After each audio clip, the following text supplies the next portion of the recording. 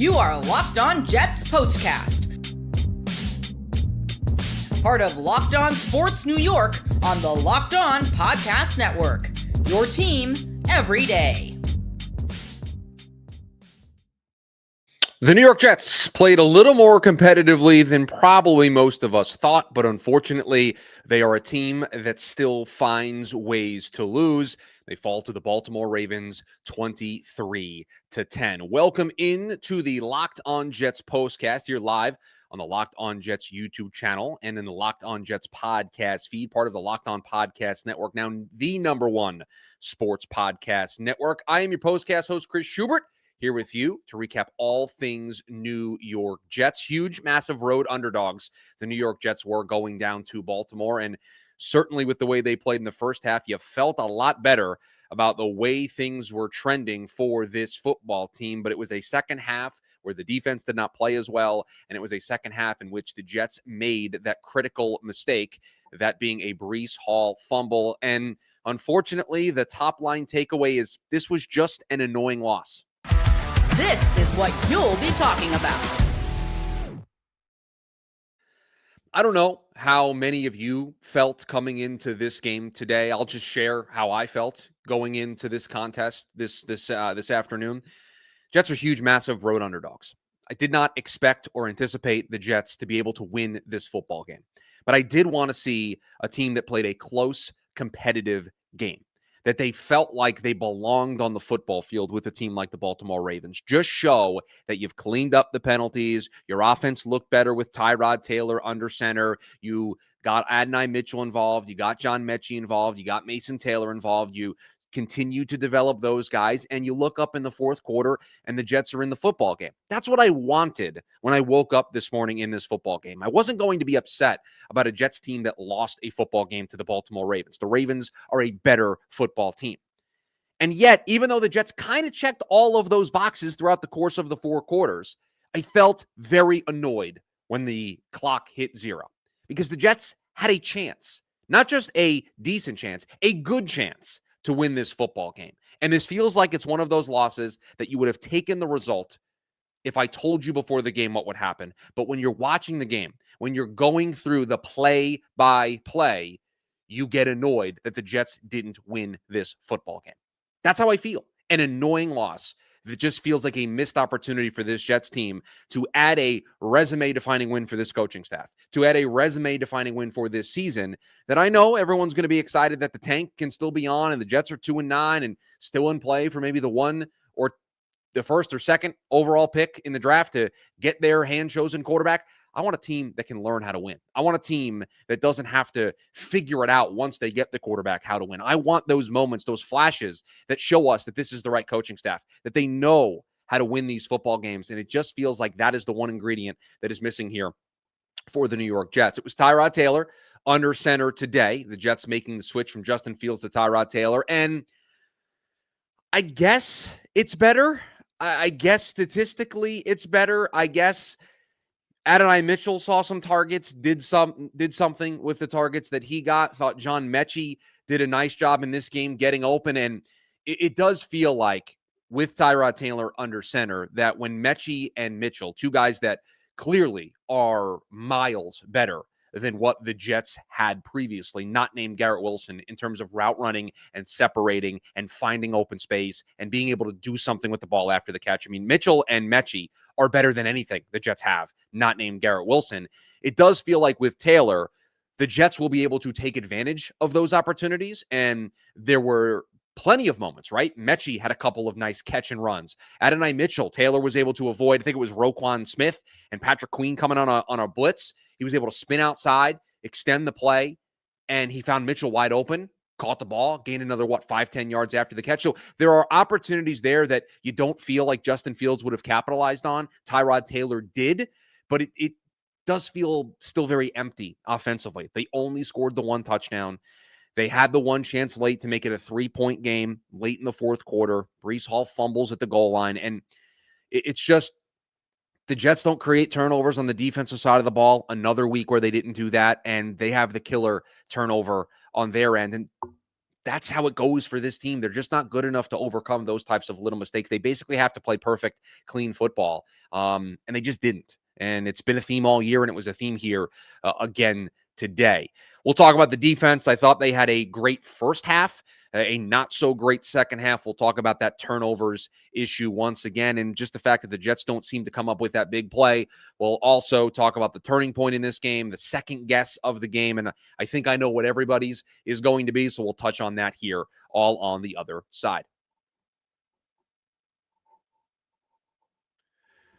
PrizePicks, this episode brought to you by our friends over at PrizePicks. The holiday season, one of the best times for sports. You got bowl games, big basketball matchups, the playoff push. It's all happening at once. And while we're all making choices every day, one of the most fun places to make the right call is PrizePicks. The easiest way to get in on daily fantasy. Just pick more or less on at least 2 player projections. Lock in your lineup, and you're in the game. It's a simple, fast, and available in 45 states, including California, Texas, Florida, and Georgia. They have added an extra layer of excitement to the holiday sports schedule. Creating a lineup takes less than a minute, and the app makes the whole process smooth and intuitive. They have the early payout feature. It's a nice, great bonus. If your lineup starts strong, you may get the option to cash out early. And the new Stacks feature lets you choose the same player up to 3 times in one lineup, like more on a quarterback's passing yards, touchdowns, and rushing yards. Deposits and withdrawals are quick and easy, which keeps everything flowing. Download the PrizePicks app today and use our code LOCKEDONNFL, and you're going to get $50 in lineups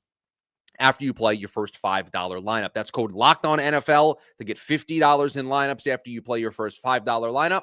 PrizePicks, it's good to be right. NFL season back, and honestly, nothing better than being in the stadium surrounded by fans cheering on your team. But let's be honest, getting tickets can be a hassle. Between queues, login screens, and prices jumping at the checkout, it can be frustrating. That's why I use Gametime, the app that gives the advantage back to the fans. Gametime, fast, easy, and backed by the Gametime guarantee. You're always going to get 100% authentic tickets. They'll be delivered on time and at the best price.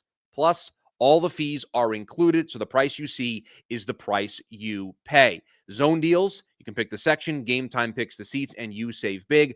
I love the seat view feature. You can view the exact view you're going to have from that specific seat before you buy. It's faster, cheaper, and less stressful than any other way that I have bought tickets. Download the Gametime app, create an account, and use the code LOCKEDONNFL for $20 off your first purchase. Terms apply. Again, that's the promo code LOCKEDONNFL for $20 off. Swipe, tap, ticket, go. Download Gametime today.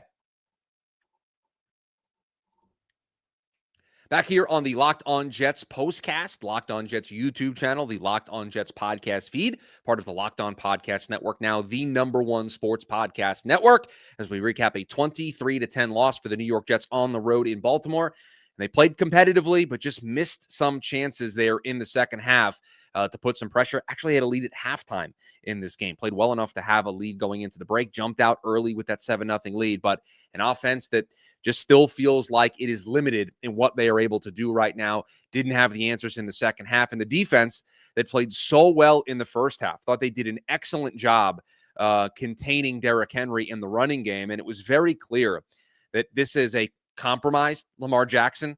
He had both ankles taped up. We know he's been dealing with the hamstring. He's had a knee, I think, an ankle. He's really checked the box here on his lower half in terms of injuries, to the point where it's kind of become a weekly occurrence where he's missing a day of practice. He's popping up on the injury report, and there's a question mark over whether he's going to be able to play. And you got to this game today, and he did not want to take off. There were no quarterback design runs for Lamar in this game. The couple moments where he was forced out of the pocket, and you have that sinking feeling because you've seen him do it throughout the entirety of his career. He's going to take off down the field, pick up the first down, 15, 20, 25 yards, pick up that huge gain that sets the Ravens up. Wasn't doing it. Just wasn't taking that chance. And the Jets did a nice job of, wrapping him up, keeping him contained, and limiting the damage when he was taking off to, 2-3 yards here and there. They did a great job against Derrick Henry, and they were able to get off the field. They got to third down, they got the fourth down, and they got off the field to give their offense a chance to take that 7-0 lead. In the second half, a much different picture. They only had the one sack in the game. That's a problem. I mean, Jermaine Johnson and Will McDonald, when they flash, They're big flashes, but too many times you have games like this where you're waiting for them to have a big play. You're waiting for them to have the big moment. And I like both of those guys, and I think they're a part of the puzzle here. But the Jets have to find ways to get those guys some free rushes at the quarterback, or to find ways to create more consistent pressure so that they can get more than just one sack in the game. I won't lie. Midway through the third quarter, maybe as things got to the fourth quarter, I went to pull up the box score to be ready for the postgame show, so we had the stats here. And I wanted to see what they had defensively, and I didn't think they had a sack. And I saw that there was one on the box score from Briggs. Just, you don't notice them. There's just not enough consistent pressure. And when they do get pressure, Jamie Sherwood has Lamar Jackson dead to rights, and he slips the tackle and is able to make a big play and throw the ball away. It's just, you have to finish those types of plays if you're this version of the New York Jets team. Talent-wise, you're not on the same playing field as the Baltimore Ravens. Most teams you're going to play at this stage of what this new regime's trying to do, you are talent-wise not as good as the opposition. You have to take advantage of the plays that you get. The Jets did not do that today. Defensively, there were big chunk plays there. Tony Adams commits a penalty that sets up a first and goal opportunity. And then on fourth and goal, the Jets just, a Mack truck could have fit through. And Derrick Henry is a Mack truck, but an actual Mack truck could have fit through that hole. Just didn't know what the Jets were doing there, moving guys around, subbing guys on, and they just didn't have a clue what was going on there in the second half of this game. And turnovers continue to be a story. The Jets still don't have an interception, and they commit the one big turnover, the one big play in this game. And I think we can consider that one today's turning point. Time to reveal where the game was won or lost. It's the turning point. 20-10, driving late in the fourth quarter, trying to get in to make it a one-possession game again, to give your defense a chance to then get off the field, to put you in a position to tie or to take the lead in the game. And the Jets were moving on that drive. I mean, it was Breece Hall with big plays. The Ravens were playing back, allowing everything in front, and Breece was just making guys miss, and it was big, huge chunk plays. And I can't get on Breece. He's turned his back and he's just moving upfield. He's trying to get as many yards as he can. He's trying to get into the end zone. You just tip your cap to Marlon Humphrey, makes a great play on the other side, rips the ball out. The Ravens fall on it, and there goes the best chance the Jets had in the game, or the best chance they had in the second half. And there it goes. Game over at that point, because you're not going to see the ball twice with the chance to score the two scores that you need to get back into the game. So just a frustrating play, the clear turning point in the game, and just it's an unfortunate mistake. I don't want to get on Breece too much because he's doing what you want your football players to do, to grind it out, to stick that shoulder in there, to keep the pile moving, to try to gain that extra yard, to try to push it into the end zone. This isn't a case of he's at the goal line and he's reaching the ball out and it gets smacked away. Then I think we can be critical. But this is a guy, he's got the ball here. His back is turned. He's just backing into the defenders, trying to keep the pile moving. Defender comes in, makes a great play. You tip your cap. And unfortunately, those plays go against the New York Jets too often. And with their inability right now to create turnovers, it's just, that's the difference. One turnover for Baltimore, none for the Jets. Until the Jets start creating those turnovers more consistently, it's just going to be an uphill battle for this team. Let's get into our second guess of the game here today, because it is a fourth down call that I think is going to generate a lot of conversation this week. Since hindsight is always 20/20, let's deliver today's second guess. The Jets go for it on fourth and short on their side of the field early in the second half of this game. The game's still in the balance. They do not pick it up. Tyrod Taylor's got pressure in his face, throws the ball to Mechie. I don't know, maybe could have been a penalty with some face guarding, but wasn't really a ton of contact. The Jets turned the ball over, and that feels like the thing that flipped the switch for Baltimore, and they never looked back. I don't have a problem with going for it on 4th and 2. I have a problem with the 3rd and 4th play call. I don't mind running it to set up 2 plays there. You run it in that spot to go for it on 4th down, but 3rd and 4, if you knew you were going to go for it 2 yards up, maybe you take a shot, you try to hit a big chunk play. I felt like the 3rd down play call could have been better than giving it to Isaiah Davis on 3rd and 4. Breece Hall in the game if you want to run the ball. I would rather a throw there. If you are going to run it, again, put Breece in the game. They didn't do that. It set up the 4th and 2. I don't mind the going for it. The 3rd down play call and the personnel decisions felt a little odd there. That, to me, is the bigger question mark that I have, is why is that the play call? Why is that the personnel that we're going for with it on 3rd and 4? If that you make that decision knowing that you're going for it on 4th down, then why isn't Breece Hall in the game if you're going to run the ball? Do you want the defense to think that you're passing it because Isaiah Davis is in the game? It just felt like an odd set of circumstances there in this one, and that felt like a missed chance there for the Jets. And again, I don't have an issue with going for it on fourth down. It's the third down play call and who's on the field that I have a problem with. It's an annoying one. It's one that you woke up this morning, didn't think the Jets were going to get, but as the game progresses, you felt like they missed it. They missed a chance out there to get a big win here in Aaron Glenn's first season, and they played well enough in the first half to have a chance in this game. But the offense could only score more than 7 points. They relied too much on the run. They set themselves up in too many third and medium to third and longs, and they're just not a good enough football team to consistently convert those. What did they end up finishing on third down in this game? Couldn't have been a great clip. 4 for 11 on third down. They went 0 for 2 on fourth down. They just couldn't get those third and fourth down conversions at a good enough clip to keep themselves in this game. Tyrod has the turnover late. Don't really care about that. And I like Tyrod. He was slinging the ball today and getting it to Mason Taylor, getting it to Mitchell, getting it to Mechie. He was doing what you want this offense to do, but it just felt like they could never get any real rhythm going offensively. And they only got the one touchdown, and then they kicked the field goal. And then the one time they were driving to really have a great scoring drive, Breece fumbles it there inside the 5 and at the goal line, and was all she wrote at that point. It's a trip back home for the New York Jets as they will welcome in the Atlanta Falcons next week after spending some time with family, loved ones, friends for Thanksgiving this week.